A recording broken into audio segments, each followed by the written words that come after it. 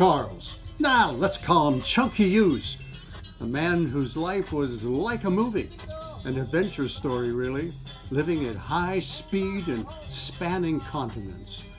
Born in England in the middle of World War II, Chunky survived the bombing, survived the war, attended school in the post-era London, and then, after stints as both a musician and a hotel man of all seasons, followed in the footsteps of his father into the movie business, first as a grip and then key grip.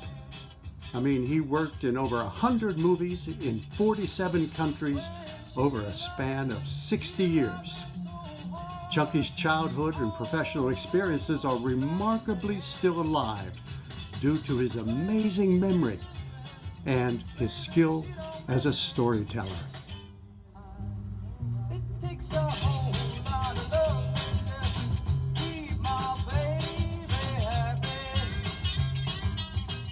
I was born in 1940, and for 5 years they were bombing us. They took all the kids and they took them all down to the quiet place of England, and all the kids were looked after by farmers, and they came round to get me, and my dad said, he's not going anywhere, he's staying here. And they said, well, he said, I don't care, he's staying here. And so they said, fine, sign this, and he signed it, and I never went. And there was quite a lot of us never went. And we had wooden cardboard boxes with a gas mask in, and we wouldn't wear them, and they got all funny about that. And then what they did, to make us wear gas masks, they must have spoken to somebody, because we got these new gas masks, and they were Mickey Mouse. They were Mickey Mouse, so we all wore them. So they got that one right. And then, you know, he'd take me out at night, the old man would take me out in the back garden, and he'd say, right, let's sit here and watch this. And he'd tell me about the stars and that, and then all of a sudden he'd say, here they come. And you can hear it.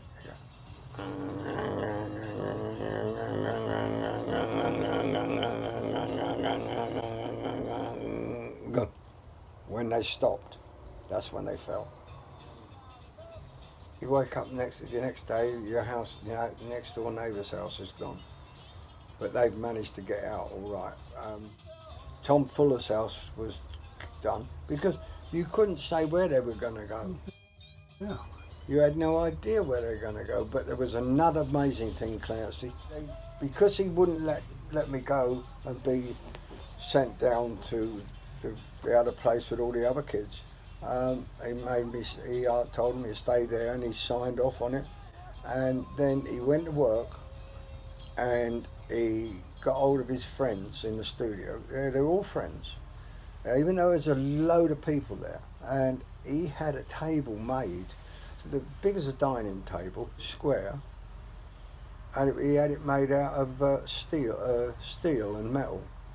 So I had a metal table, right, thick metal on the top, metal mesh put all the way around it, so that if anything was flying, it wouldn't hit me. Right, and the front was 2 doors like that, and you could lock them, right. So when it started, when the sirens went, I was put under that table with my dog. They said, you've got to take him with you. I went, yeah, lovely. With my dog inside there, and we had a big bed in there, and we'd fall asleep, and we could hear it going on, but they'd fall back asleep again with kids, you know. But we knew all about it. We knew what was going on. You know, at 4 years old, we all knew what was going on. Yeah, so your dad worked in the studio creating a fake target for the Germans. Yeah. My dad, you know, actually built this thing, and, you know, it was fake stuff for the Germans. They would come in and they go, oh, we've missed it. Okay, turn around, go back and drop these bombs. So this was all fake. And then they built this big vehicle that they loaded. They took the wings off the Spitfires, all covered up, nobody knows what's going on. And then all of a sudden, the next morning, there's an airfield, or 4 weeks, there's an airfield with planes and windsocks, but the only thing that was the tricky one was the special effects guys had different places where they buried some ammunition or something, right? Because when they were flying over, right? The Germans. Germans flying over, when they saw it, they didn't know what it was at first. So what happens if special effects are in a bunker and they're pulling things like this and these bullets are going off, pew, pew, pew, pew, pew, and they went, this is it. So they bombed it. It took weeks and weeks before the guys could go back and clean it all up, because you had the bombardiers in there checking for these shells that haven't gone off, you know. And my mother, when they used to finish one of the Spitfires or the Hurricanes, at night the women would come in and they would paint them. You know, victory in Europe came. We thought that we were all going to get back to how we were. But it took such a long time. We were still under ration, you know. You had to give out coupons. And that's where a lot of the boys were clever. We had all the vegetable gardens. They had the pig farms. There used to be now and again there'd be a swapsy. A pig for a load of veg. Unless somebody killed a pig. And they would do that. They'd open a gate and let a pig run out and let a car hit it. Oh, look, a pig's dead. Oh, we better get rid of it. And they'd take it home and carve it up and we'd have pork. The young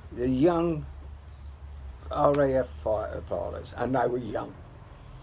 Everybody, they were all sort of like, cheerio, Pip, all that, you know, but they were tough. They were really tough. And they were up flying at 20, some at 19. They called them the few. And what would happen is someone might get hurt.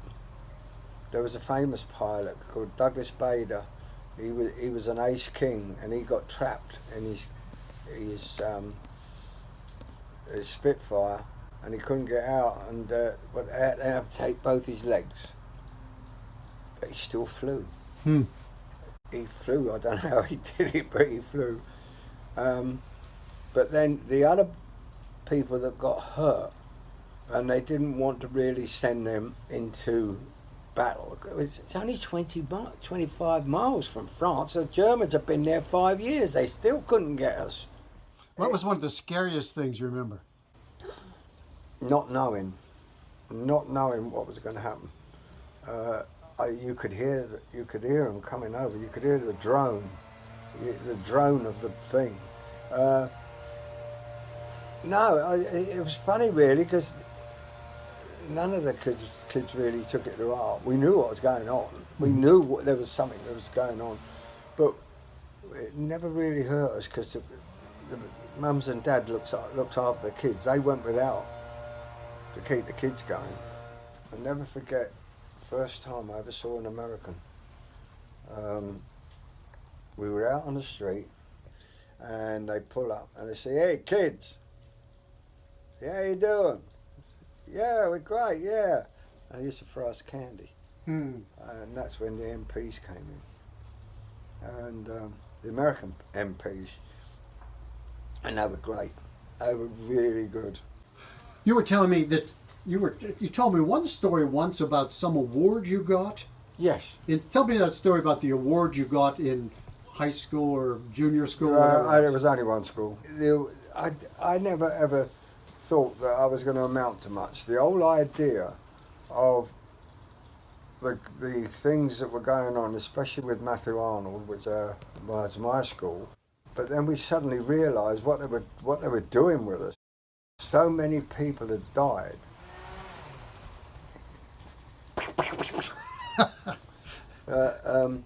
No workforce, huh? There's no workforce, so the boys were trained in metalwork, woodwork.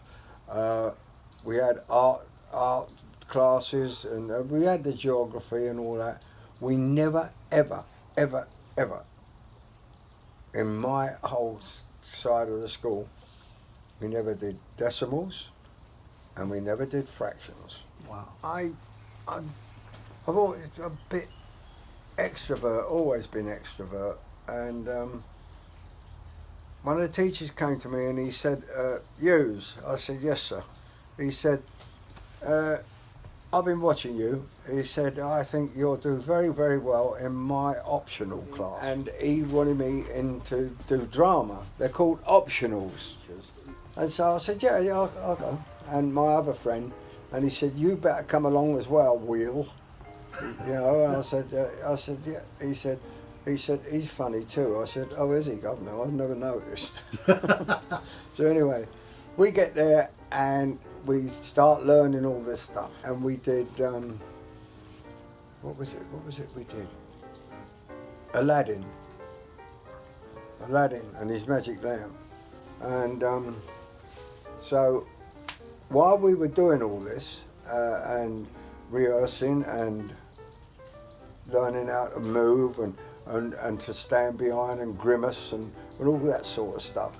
I mean, and I gave me a thing called Wishy Washy, which is Widow Twanky's helper. And they made all these wonderful things, and I had a piece that they made, you know, with the bald bit here, but the long pigtail going down the back and the baggy trousers and all that. And we had to do at least 4 shows for the parents. There were so many parents bringing friends. We did it, and you know also that as you get better, other little things come along with it. As you get better, the character doesn't change, but there's things happening so that anybody who saw the first one, it weren't quite like the second one or the third one, because we were all playing. We did it, and we did it to great applause, and we had the big stage and the curtains would open and people would stand up clapping and all that, and it's a night, well, you know, it's a great feeling. And Mr. Butler came out and told us how proud he was of us all. So now we're getting to the end of term after the pantomime, and I'm standing at the back of the hall with my buddies. I mean, we weren't nasty. We were very good. We would walk the playgrounds and stop these other people from bullying young kids. We just walk out there and we're walking that playground, and these bad boys would just move away. Right? And so I'm standing at the back with my lads, and we're going home, and then we're coming back for the last year. And I've got my football boots around my neck and all that, and the boys were right. And all of a sudden they start giving out these honour badges, honour for something special, which as far as we were concerned didn't concern us, you know. But whammo, we're sitting there and they call my name out. And I look, and they said, yes, Huse, you, up here. And I looked at the boys, and the boys went. I take the boots off, I walk up onto the stage, and our badge was a gold badge, a gold thing, and it has a V here, and it has a gold swan. Well, if that V is red, you're an honours boy. And I became an honours boy. Became an honors boy. I was an honour boy, which meant my name is up on that board, and I lost all my friends. Just on this last trip alone, I went to Matthew Arnold, to my old school, and it's changed a lot in regards that it's got all iron bars around it, where it was all open when we were kids. It's got all iron bars, and it got speakers and all this. Yeah. And I pressed the button and spoke, and I told them my name, and I said I was here from 19 so-and-so to so-and-so, and I'm an honours boy, and I was just being curious that I'd just like to see the whole school. And he said, well, I'm afraid I can't let you in. And I said, well, why? He said, you can only come into the building when the pupils are not there. Wow. And I said, well, I'm going back to America soon anyway. I said, is the honours board still up? He said, unfortunately not. He said, I said, so I've got no proof that I have an honours board. And he said, I believe you. I said, I tell you what, I've still got my badge. And he went, oh. So he said, but I'm sorry, sir. He said, I can't. I've always wanted to do it. Always wanted to go back. Sure. And we got to, when we were all 15, that's when we left school. We all had to be 15. And So that's when you started the band? well, Sort of? yeah, we had the band a little bit before, just messing around. Uh-huh. I got interested in music because of the Americans, because the Americans were in Germany and they had RFN, Royal Forces Network. I mean, I started off by being in a skiffle group. You A what? Skiffle. Skiffle is a guitarist. The old tea chest, the wooden tea chest with a broom handle and a string, and you know, boom, boom, boom, boom, boom, boom, boom. That was that, and a washboard. And I got just messing around. Uh-huh. But So they- sing me a song. What of? Which Well, one? one of your songs from that time. Oh Lordy, pick a bale of cotton. Oh Lordy, pick a bale of day. Oh Lordy, pick a bale of cotton. Oh Lordy, pick a bale of day. Gonna pick a bale of cotton. Gonna pick a bale of day. Pick a bale of cotton. Gonna pick a bale of cotton. Gonna pick it every day. Hey Lordy, pick a bale of cotton. Hey Lordy, pick a bale of day. Hey Lordy, pick a bale of cotton. Hey Lordy, pick a bale of day. Right. That were all- So you really did base it on the blacks. Oh, experience. in American, yeah. So what's another favorite song? Well, we had loads of songs. Oh, the Rock Island Line, she's a mighty fine road. Rock Island Line is the road to ride. Oh, the Rock Island Line is a mighty fine road. Where you going to ride it? Get your ticket at the station for the Rock Island Line. A, B, C, W, X, Y, Z. The cat's in the cupboard, but he can't see me. Oh, the Rock Island Line is a mighty fine road. Rock Island Line is the road to ride. Oh, the Rock Island Line is a mighty fine road. Where, and then they said, I got horses, I got cows, I got all pig iron. Oh, yeah, and he said, You're like blues. You're really singing it's all blues. yeah, all blues. Yeah. He said, okay then, man, you just got that, you can go on by. And as we went on by, we said, we done fooled you, we done fooled you, we got pig iron, we got pig iron. Oh, yeah, the stuff there you're going to really love, Clancy. You really are. And what else was there? So many things. Step right up, folks, and see little Egypt do her famous dance of the pyramids. She walks, she talks, she crawls on her belly like a snake. Just one thin dime. Step right up, folks. I went and bought myself a ticket and I'm sitting in the very front row. When instead of coming strutting, come out collapsing with nothing but a bow. Egypt, Egypt, that was That's good. Little Egypt. And what was the other one? This. I saw her standing on the corner. Oh, yeah. She had a ribbon in her hair. I couldn't help myself from calling, Well, look at there. Look at there. Look at there. Young blood. Wow. Well, it was all blues. Now, was that stuff you would take to the military things? Well, we took some of it to them.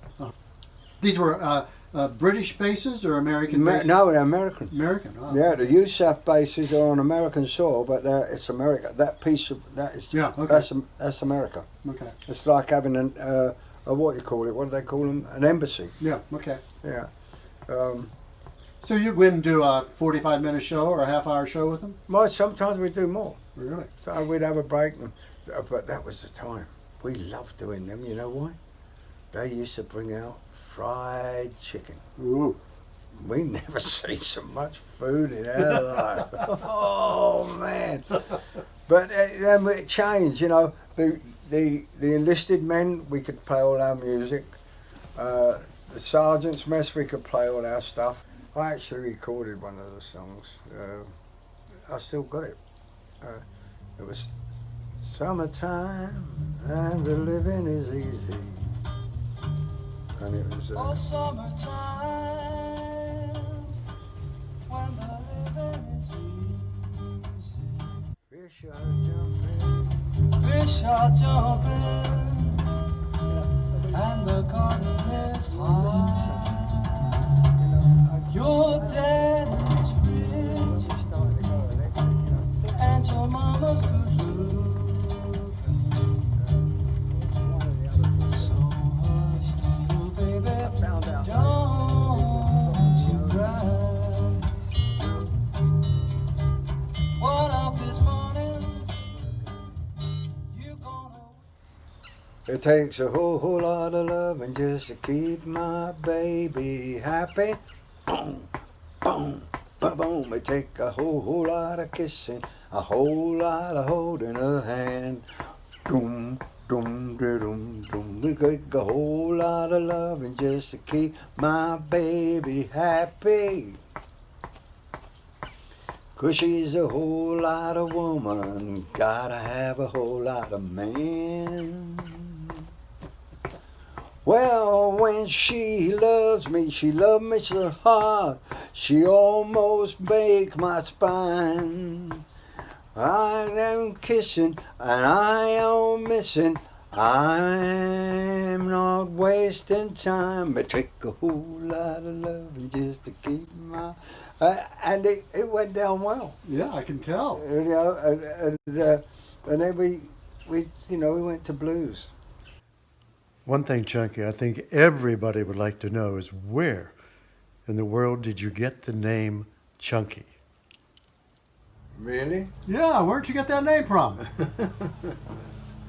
Well, it really was during the war.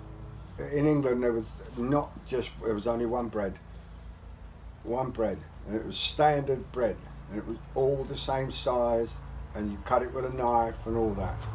And when we come home from school, or when we're coming out from playing, Mum used to just cut a piece of bread off, and if she had it, we might get, the fat out of the cooking with the jelly at the bottom. Yeah. Yeah, we'd get that on bread with a little bit of salt. I mean, we didn't have anything.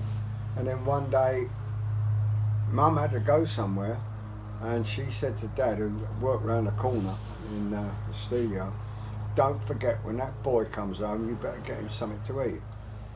And so he came home and he said, hurry up, come on in here, mate. He said, I've got to get back to work. And he's got hold of the bread, but what he's done is he's cutting it with the knife goes at an angle, right? So it ended up with one side being 3 inches wide and the other side being an inch wide. And it was like a big wedge. And he still put the stuff on it and sent me out. And that's when all the kids were saying, oh, look at that chunk he's got. Oh, Chunky, oh, Chunky. And that was it. I stuck with it all my life. And I tell you what, it's been a godsend. It really has. So you were telling me about your apprenticeship at the hotel? Yes. And when we were 15, we suddenly realised that we were going to be the workforce.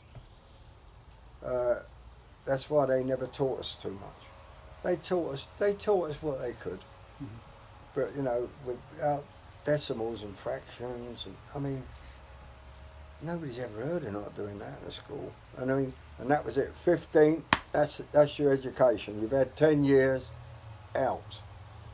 And you go out and get all. So when you go at 15, what'd you do between 15 and 18? What did I do? I Got married. I was married, and what happened was, I always had a vision of a Cunard or the Oriental line or something like that on ships. And my neighbour across the road was a steward on a ship. And he said, you know, you could do worse, mate. He said, it's great, you're going to see the whole world for nothing. And so I applied to Cunard and the Orient line. And they said, well, we are completely swamped. We have got more than we really need. But there is something, if you really want to do this, you can go to certain hotels and work for them. What they suggested that happens is that I do so much time in the kitchen, so much time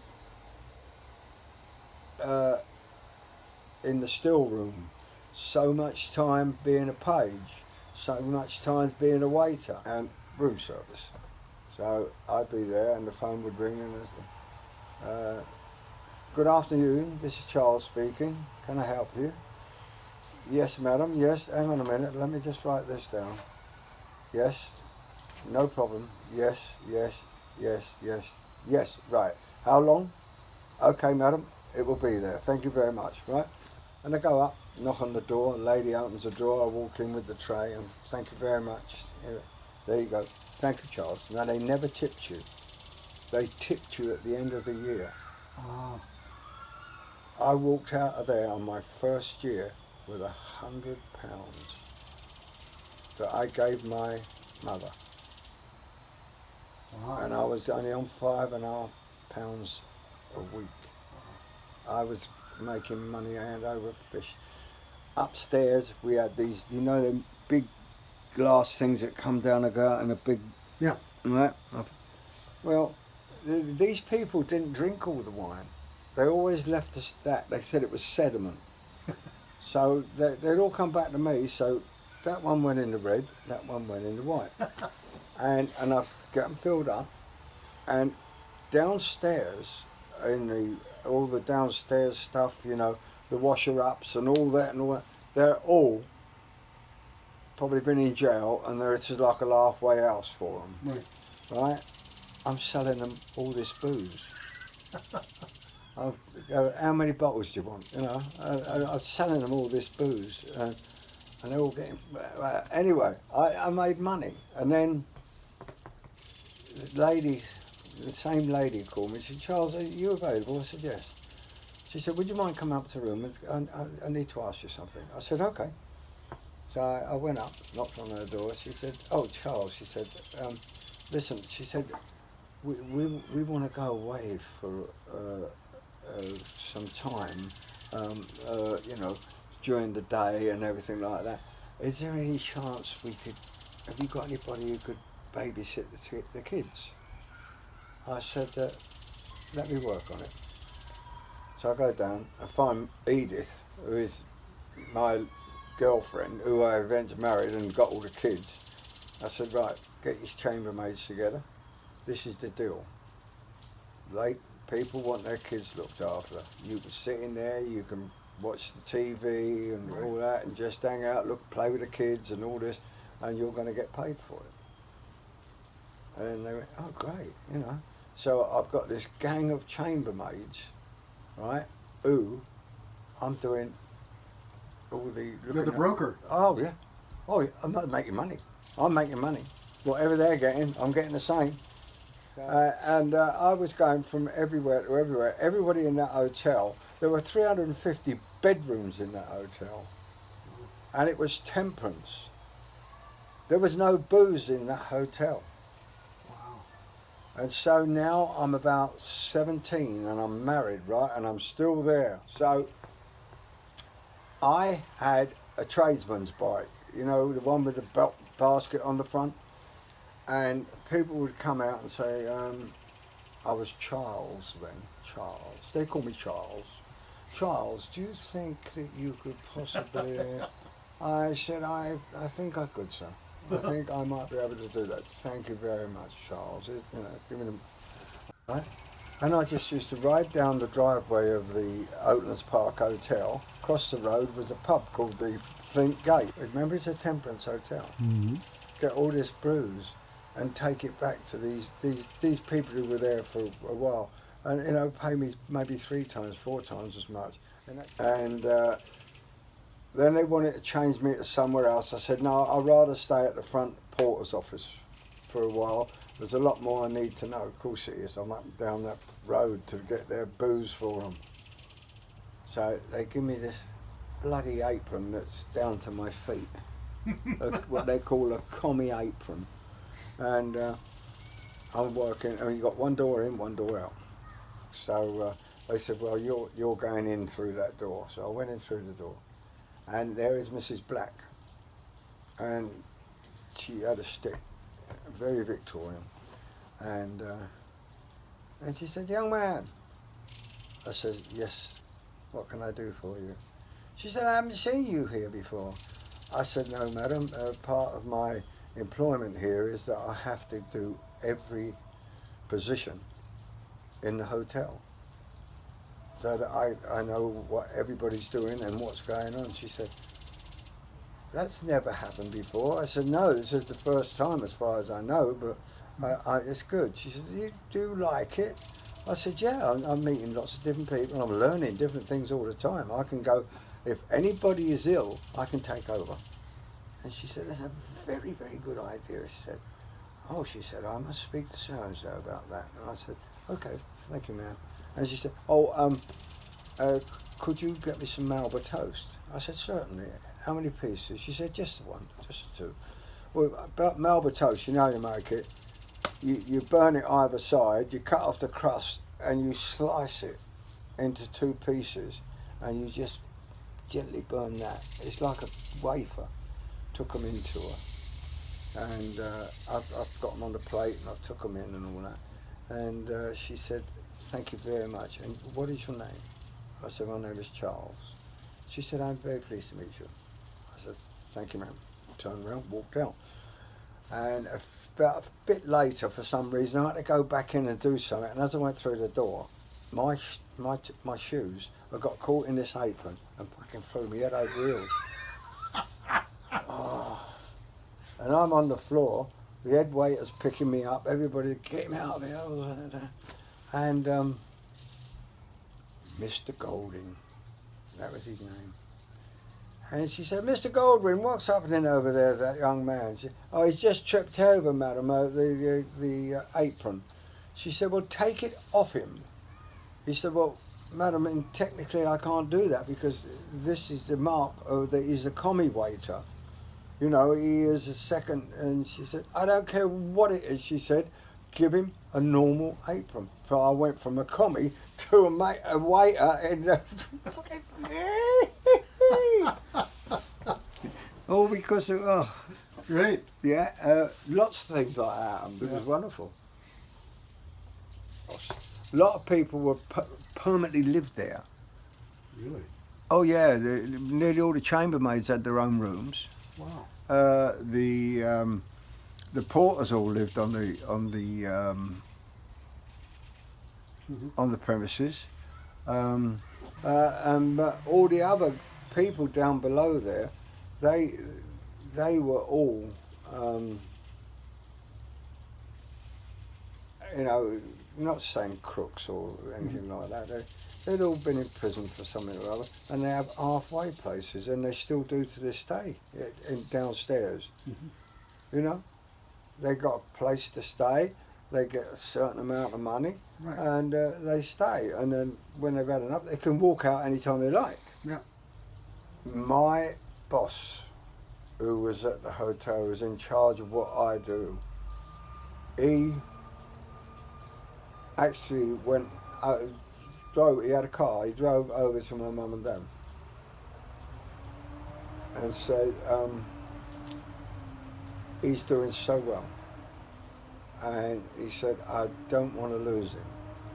I know that he's set his soul on going on the Cunard line and all this and all that. I feel that he'd be far better off here. And, you know, everybody likes him. And da-da-da-da-da. And so, Mum and Dad wouldn't sign. So you finally got an offer to go in the Cunard line. Okay. Yeah, and he came in and talked him out of it. He came in, talked him out of it. He never signed it. I went in the next day, took all my stuff off, and I said, thank you very much, I'm leaving. He wanted me to stay there with him, and I said, no, fuck you. Yeah. You've spoiled my life. So how'd you get into the movie business? Nepotism. Mum, Dad, cousins, uncles, they were all in there. I had to be 18 before I went in. Your mother was a painter? No, my mother was, she was a house cleaner. She used to, at night, she would clean all the offices and everything. Okay. And then they weren't doing much at, you know, she could do that at night, and then she would go and just help paint the planes. Mm. It wasn't just her, Mm-hmm. there were a lot of other women too. Yeah. I never saw too much of them. I suppose the only time I saw very much of either of them was at weekends, because they didn't work Saturdays and Sundays. So who took care of you? Neighbours. There was always food somewhere for me left.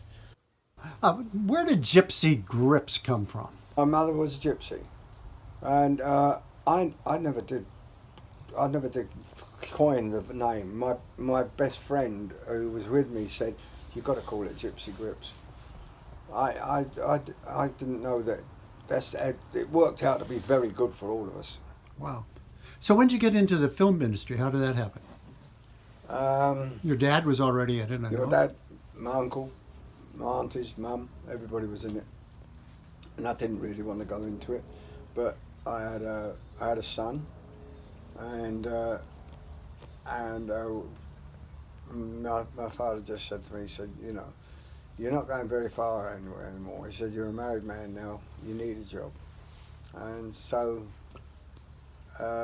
there is nepotism in this world, and they would love, they love to have the sons of the fathers working in there, you know, to carry on the... And so I went in, and for 2 years I really didn't do anything much. I just did what I was told to do. And it was fun. It was great, because we all the actors were there, you know, we'd never seen it before, and I was earning money. We were young, we needed money for our families, you know, and so, again, there you go, you're not there. You're not there to support your wife or your family. You can support it and all that with money, but not with your physical presence about that. So when did you move on to other things? Well, I went off and did a few little things. I did a few little things after I left the camera department. My boss, who I worked for, he would let me go and do these jobs, and then let me come back and come on and be on task. And he said, it's getting a bit much. He said, you're gone for 6 months, and all saying, where is he? And then you're back here working. I went, oh. So he said, you've got to go. You've got to go freelance. You have to go freelance. And that was scary, because you never knew when your job was coming from. But then all of a sudden, I don't know how it happened, all of a sudden you do a big movie. And you go, you know, it's just a big movie. And then somebody else hear about you, and they say, listen, if you want the right guy, you get Chunky in here. He knows everybody, he knows everything. And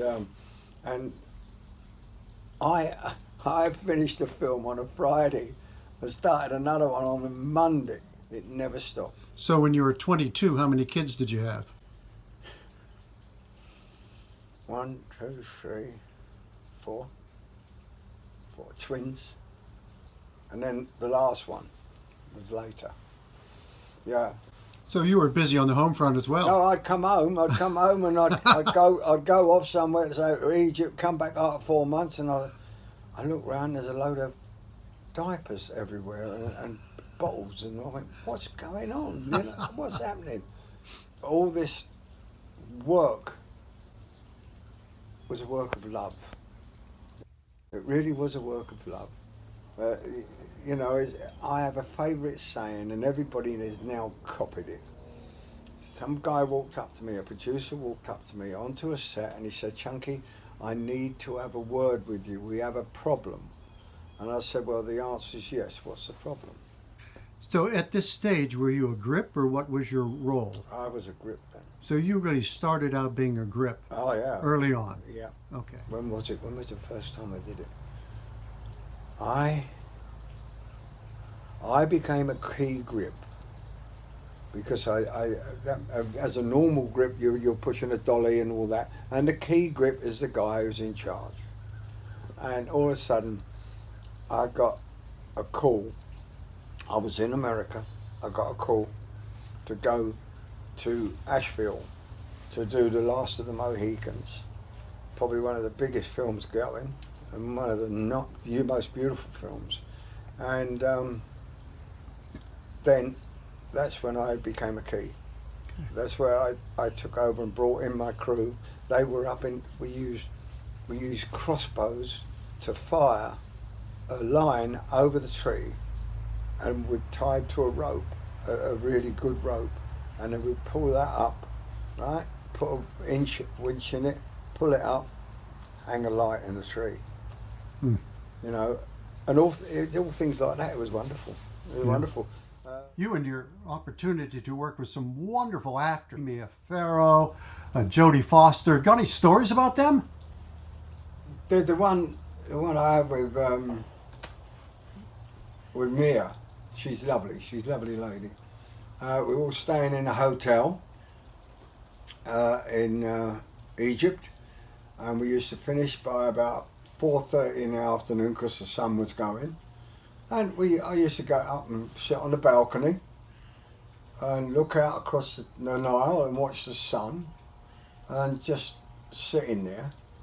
And all of a sudden, this water or whatever it was come pouring from the top and landing on me, and I'm looking up. What's going on? And there's a hand with a champagne glass in its hand, just hanging over the balcony. You know. I went, it's funny. And then all of a sudden, a few minutes later, another lot came on me, and I'm shouting up there and all that. Nobody took any notice. And then all of a sudden it happened again, and I stood up and turned around and shouted up at them, you know, shouted up, what up, you know. And Mia put her head over the balcony. She said, you need to talk to me, Chunky. I said, yes, Mia, I do. She come running down the stairs, come down the elevator and that, and she sat down, she said, oh, thank God for that. I said, what? She said, well, one of the actors was plying me with champagne. So I was tipping it off the balcony, so you were getting it. And she said, and then when you said, I need to talk to you, and she said, oh, I'll be back. And she came down, and that was it. The guy never had a chance. So she came down and sat with me in the evening, watched the sunset. Oh, it's gorgeous, across the Nile. Yeah. Well, I was working on Alexander, the movie, in England. My son asked me to go over and work with him. He came up to me one day and he said, oh, you know that Angeline has got a lot of adopted children? And I said, yeah. Right. He said, well, one of them's birthday today. He said, and I want you to do something. I said, what do you want? He said, here's the list, here's the money. Get in the car, get downtown and get this, what I want. So I said, okay. So I went off and I figured, oh, I'm free. So I did all the shopping that he wanted, had a nice lunch, went sat down, had a nice lunch, turned around, drove back, parked the car, got out with this bag and all this stuff, and Malcolm's there, and I said, yeah, Malcolm. He said, no, he said, no, he said, you give it to her, I don't want to give it to her, you give it to her. I said, well, this is your idea. He said, yeah, I know, but yeah. I said, all right, then I'll give it to her. So I walked up to her, And I said, Angeline, have you got a minute for me? She said, yes, Chunky, what do you want? I said, this is for your children from the grip department. Grabbed hold of me and kissed me right on the lips. Whoa. And thanked me for doing it. And my son, when he sees her kiss me, he went, yeah, but I gave him the money to do it. And she looked at him and said, no, you ain't got it. You ain't getting it. So that was with Angeline. That was great. She's a very nice lady. So what's one of the funniest actors you've worked with? Oh. Well, the funniest has got to be Peter Sellers. Peter Sellers, I mean, oh my God. Oh dear. We'd all stand around, we'd watch a rehearsal, everybody would be laughing, and and then they'd say, right, we're going to do one more rehearsal, and then you've got to hold your tongue or get off the set. And, okay, right. So they roll the cameras, and then all of a sudden, there's somebody shouting, cut, cut, cut. I thought, oh, hello, who's got in trouble now? It was Peter. He broke up. He broke up with laughter at his own stuff. And so we had another break, they had a cup of tea or whatever they did, and then they went again. And Blake Edwards was the director of the movie, who I'd worked with a couple of times, right? Very, very funny, dry man. And he's standing there now, okay, roll the cameras. So they roll the cameras, right? The next minute, cut, cut, cut. And it was the first assistant saying cut because Blake had broken up. He was broken up. You couldn't hold your nose. You couldn't. No way could you stop laughing at Peter Sellers. It never got boring. He was a very quiet man, funny enough, when he wasn't on the set acting. I thought he was great. Did you ever work with an actor that you felt was kind of like, I don't know, like somebody that might be like scary? Somebody that you just sort of didn't want to get too involved with? They sort of had a dark side, maybe? Who would that be? Oh yes, I can tell you. He was a friend of mine on the set. We were always good, but the very strange side was Mickey Rourke. Mickey was a chameleon. You didn't know what colour he was wearing that day, and then all of a sudden he become Mr. Nice. It was like slapping a child and giving him a kiss, So. How about, do you ever have anybody that you think was so warm, so loving, it just kind of blew your mind that they had this capacity for empathy and warmth? Angela Lansbury, definitely number one. Judi Dench and Angela Lansbury. Judi Dench is wonderful, likes everybody. Yeah, Angela was the same. There's quite a lot of them out there. They were so good because they went on the stage before they even became film people, and it was a different world. Yeah. And it was a lovely world, but and then all of a sudden they became stars, but they never changed. No, not ever changed. Not because they never got big-headed about it or anything. Do you have any random acts of kindness that you can remember that they did? But there were, I tell you, one of the really good, kind man is Liam Neeson. I mean, he plays all these rough parts and everything like that, but he's such a gentle man. And there's a lot of them, you see, you forget after a while when you're watching it, you tend to believe the character. And then when they're out of it, you go, it's different. I mean, that's how clever they are. Yeah. They're really clever. You work with a lot of smart actors who are really smart. Yes. They have to be smart. Was there anybody that just sort of blew you away with their just natural intelligence? Anthony Hopkins. When did you work with Anthony Hopkins? I did Hunchback of Notre Dame with him. I also did another one with him called Desperate Hours. And I also worked with him on Alexander. He was one of the big things. And on that subject,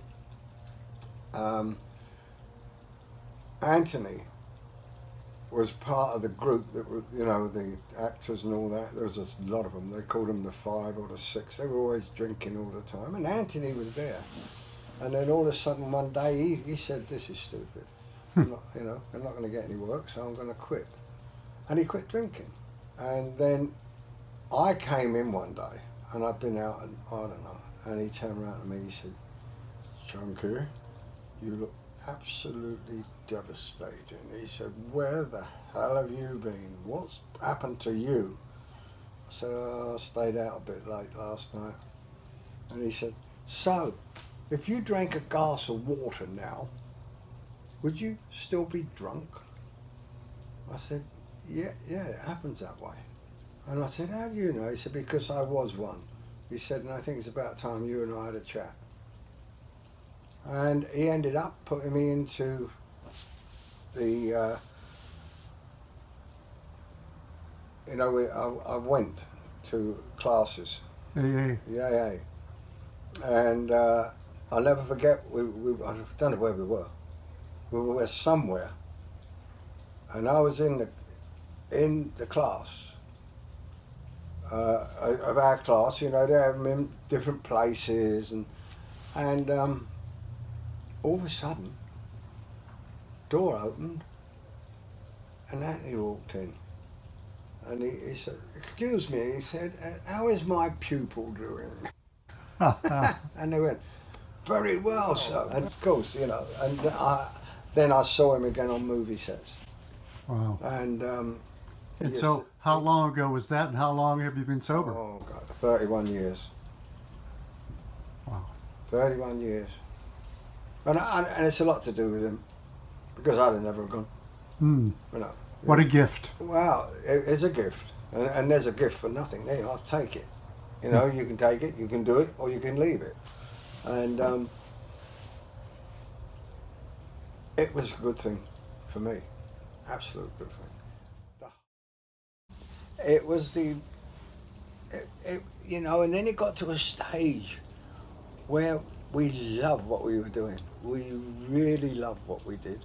I loved getting up early in the morning, going to work, getting to work early, having a cup of coffee, have a walk around, see everything's all right, and then go to work. And we, at that stage in our life, where I don't know what age I was, it wasn't the money. Of course, you needed the money, but it wasn't the money. The pride that came in from you doing what you do and loving what you do and being complimented on what you do. And that is a hell of a great thing. But it took a while to get to that, and then it never stopped. It never stopped. You came back running back to me. I turned my back, and as quickly as I did, you were running all over town with some teenage kid, but you don't.